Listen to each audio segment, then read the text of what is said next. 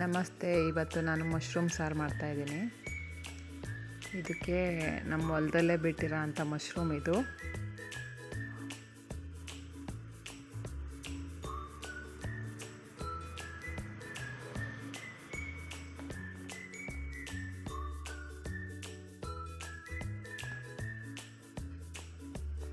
ಈ ರೀತಿ ಇದೆ ನೋಡಿ. ಇದನ್ನೆಲ್ಲ ಸೋಸಿ ಥರ ಎತ್ತಿಟ್ಕೊಂಡಿದ್ದೀನಿ. ಇದು ರುಬ್ಬೋದಕ್ಕೆ ಸ್ವಲ್ಪ ಬೆಳ್ಳುಳ್ಳಿ, ಈರುಳ್ಳಿ ಮತ್ತು ಸ್ವಲ್ಪ ಪುದೀನ, ಸ್ವಲ್ಪ ಕೊತ್ತಂಬರಿ ಸೊಪ್ಪು, ಸ್ವಲ್ಪ ಶುಂಠಿ. ಇದು ಮಸಾಲೆ, ಒಂದು ಟೊಮೊಟೊ, ಚಕ್ಕೆ ಲವಂಗದ್ದು ಪುಡಿ, ಅದು ಒಂದು ಸ್ಪೂನಷ್ಟು ಗಸಗಸೆ, ಒಂದೆರಡು ಸ್ಪೂನಷ್ಟು ಕಡಲೆ, ಸ್ವಲ್ಪ ಕಾಯಿ ತುರಿ. ಇದು ಮಸಾಲೆ ಏನಿಲ್ಲ. ಫಸ್ಟ್ ಇವಾಗ ಕುಕ್ಕರ್ಗೆ ಸ್ವಲ್ಪ ಎಣ್ಣೆ ಹಾಕ್ತಾಯಿದ್ದೀನಿ.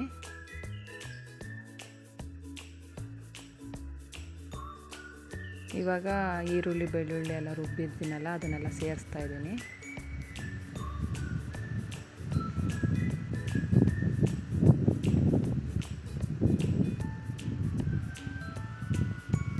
ಇದು ಚೆನ್ನಾಗಿ ಫ್ರೈ ಆಗಬೇಕು. ಈ ರೀತಿ ಫ್ರೈ ಆದಮೇಲೆ ತೊಳೆದಿರೋ ಮಶ್ರೂಮ್ನ ಹಾಕ್ತಾಯಿದ್ದೀನಿ.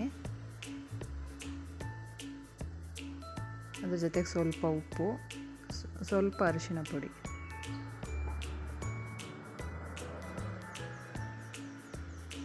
ಸೇರಿಸಿ ಚೆನ್ನಾಗಿ ಒಂದು 10 ನಿಮಿಷನಾದರೂ ಫ್ರೈ ಆಗಬೇಕು ಚೆನ್ನಾಗಿ. ಅದರಲ್ಲಿರೋ ಅಂಥ ನೀರಿನ ಅಂಶ ಎಲ್ಲ ಹೋಗ್ಬೇಕು. ಈ ರೀತಿ ಆಗಬೇಕು.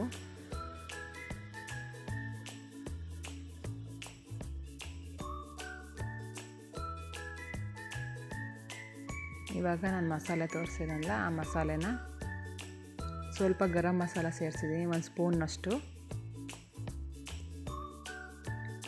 ಸ್ವಲ್ಪ ನೀರು ಹಾಕಿ ಚೆನ್ನಾಗಿ ಕುದಿಸ್ಬೇಕು.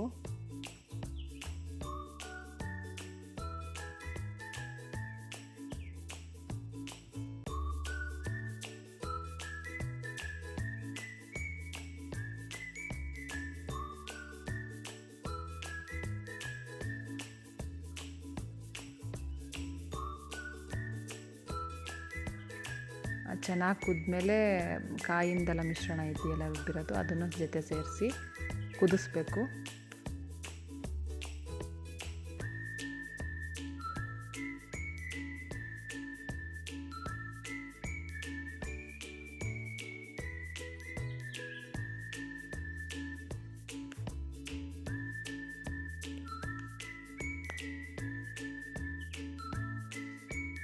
ಈ ಮಸಾಲೆ ಹಸಿ ವಾಸನೆ ಹೋಗೋವರೆಗೂ ಚೆನ್ನಾಗಿ ಕುದಿಸಿ ಕುಕ್ಕರ್ ಮುಚ್ಚಿ 2 ವಿಷಲ್ ಕೂಗಿಸ್ಬೇಕು.